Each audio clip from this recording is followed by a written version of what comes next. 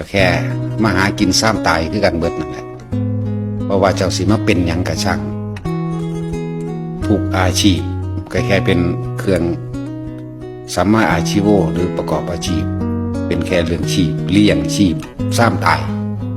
หาอยู่ให้กินไปแค่ตายนั่นแหละอย่าหลงมัวเมาในยศถาบรรดาศักดิ์และอำนาจหน้าที่หรือฐานะการงานหลายๆอย่างบ่มีธรรมะบ่รู้ความเป็นจริงของทุกชีวิตคำว่าธรรมะนี่ก็คือทุกสิ่งทุกอย่างนั่นแหละในเรื่องกฎแห่งกรรมในเรื่องของทุกอย่างหาความจีรังยั่งยืนตั้งอยู่บ่ได้สุดท้ายก็แตกดับตายไปธรรมะคือการกระทำของทุกๆคนโดยแล้วแต่ย้อนขึ้นมาหาตนเองบัดเลวตัวเองก็รับผลของเลวดีตัวเองก็รับผลของดีที่สุดของธรรมะบ่ว่าสิเกิดเป็นหยังก็แล้วแต่ในทุกอาชีพสาขาการงานสุดท้ายสิ่งที่เสมอกันก็คือ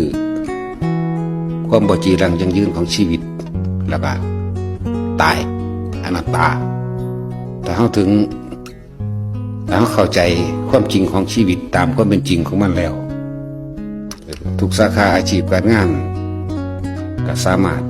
เอามาซอยเหลือคนใดอาชีพพวกตำรวจจังสิ บางคนอาจจะเห็นแก่ตัวใส่อาชีพใส่ยศถาบรรดาศักดิ์บังคับข่มเหงมูก็เป็นไปได้หรือขูดรีดประชาชนราษฎรก็เป็นไปได้แต่ว่าถ้าพวกตำรวจและทหารทั้งหลายเข้าใจชีวิตว่าทุกอย่างบ่จีรังยั่งยืนทุกอย่างเป็นอนิจจังเป็นทุกข์เป็นอนัตตาสัตว์โลกเป็นไปตามกรรมกระทำไปนัดทั้งเลวก็จะรับผลแห่งความเลวไปทำทั้งดีก็รับผลความดีพลิกขึ้นมาใส่อาชีพฐานะการงานยศถาบรรดาศักดิ์นั้นซอยเหลือคนใดนั่นแหละถ้ามีธรรมะคือเห็นความจริงเรื่องกฎแห่งกรรมมันก็สิบ่รังแกบ่เบียดเบียนบ่ทำลายแล้วก็ค่อยประคอง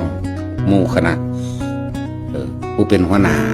กับประคองหมู่คณะและให้ความรู้ที่ถูกต้อง ให้ความรู้ที่เป็นจริงให้ความรู้ที่นำไปสู่ความพ้นทุกข์ดับทุกข์ได้แต่ส่วนมากมันบ่ค่อยเห็นฟังธรรมแล้วว่ามันก็เลยบ่เห็นตามความเป็นจริง